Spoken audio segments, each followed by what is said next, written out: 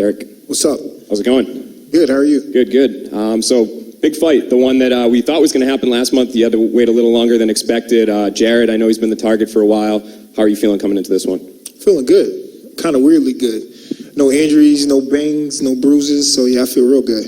I see you looking down at that shirt there. Can you explain that a little bit? I'm actually looking at my phone. I'm playing a game, making sure, I'm still winning. But this is my shirt. I stand up against domestic abuse, so if anybody, I want to make people feel uncomfortable if they engage in those type of activities. Has that always been like kind of a cause that's been something that you've been interested in, kind of raising some more awareness for? Oh yeah, for sure. I'm that type of guy.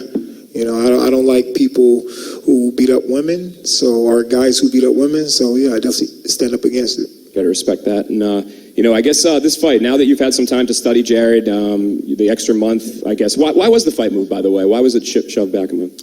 I think they wanted backup for the title fight. So I didn't really. Normally I would care sometimes, but I got to spend like 10 more days at home with the family, so I wasn't arguing too much, and I got to eat some like macaroni and extra food around the holidays. Has one of you been designated as the backup fighter? Nah, nobody haven't told me anything, but I figured I would have been like first up, but I was just focused on my fight at hand, because I figured the fight would go through, both fights would go through, so that's how I've been training. And can you just break down Jared a little bit, what you've seen studying him over the last few months, and what kind of you expect from him? He's just a guy, just another one of these fighters. He come out, try to win fights. Tough guy. So I know what I do, and I know I'm really good at what I do. So that's the object here. Great, thanks. Derek, is there someone in particular you're talking about when you mention the shirt? No, nobody particular. Everybody. So what do you think about when you see other fighters and stuff get accused of this sort of shit and then they're allowed to still fight in the UFC? Do you think they should be cut, or do you think they should be challenged in public, or what do you think about that? I think it's kind of weak, No, I don't want to say kind of, definitely weak, Like I said, when a guy that has physical strength over women and just beat up women, I think that's kind of weak, So, if a fighter engaged in those activities, for sure, they should be brought to light. But no, I'm taking digs at everybody. Whoever, if the shoe fits, they have to wear it, so. If you did get called up to step into the main event this weekend, is there a guy you'd rather fight? Would you rather get that rematch against Israel, or would you be happy fighting Rob? It don't matter, either or. Yeah.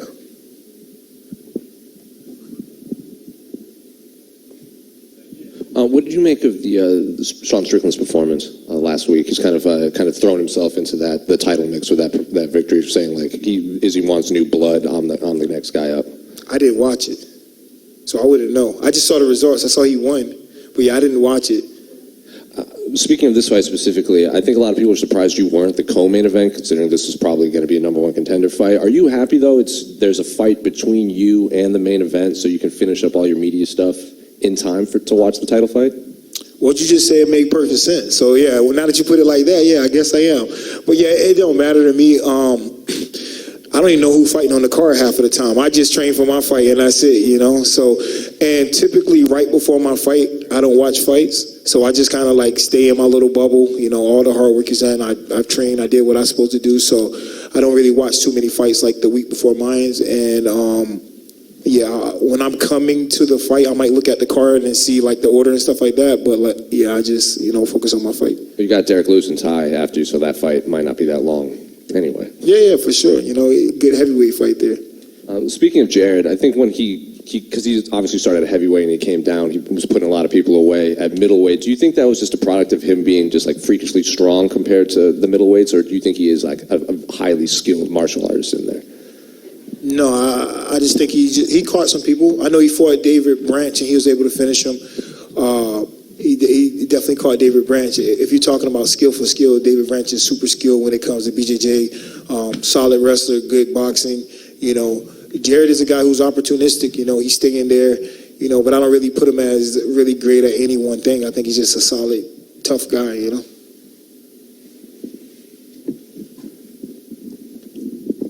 Derek, how do you feel like you match up against Jared stylistically? Oh, I feel I match up really well. He got to come out and fight the perfect fight. He got to have a little luck on his side and catch me, but skill for skill, it's not even close. This is This is your 20th UFC fight coming up here, and we've seen in a lot of other divisions some fighters, Glover Teixeira, Charles Oliveira, these guys that hung out always at the top, and all of a sudden they're champion. Have you drawn any inspiration, and do you think there's any parallels there, so to speak? Yeah, I've been around for a while, you know. Yeah, what those guys have done has been really cool to watch, especially Glover and getting a title at age like 42. And, you know, Charles Oliveira, you know, he's always been super talented right in the thick of the division. So, yeah, to see guys break through definitely been pretty inspiring.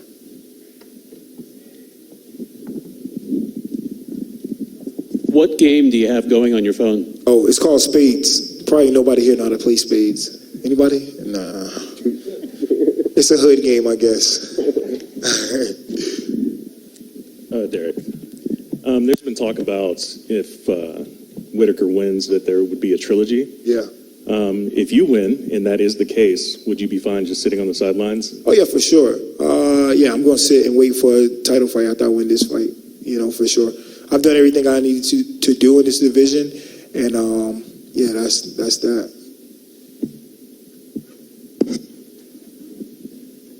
If you win and Adesanya wins, this will be, I think, your 6th straight win since he beat you.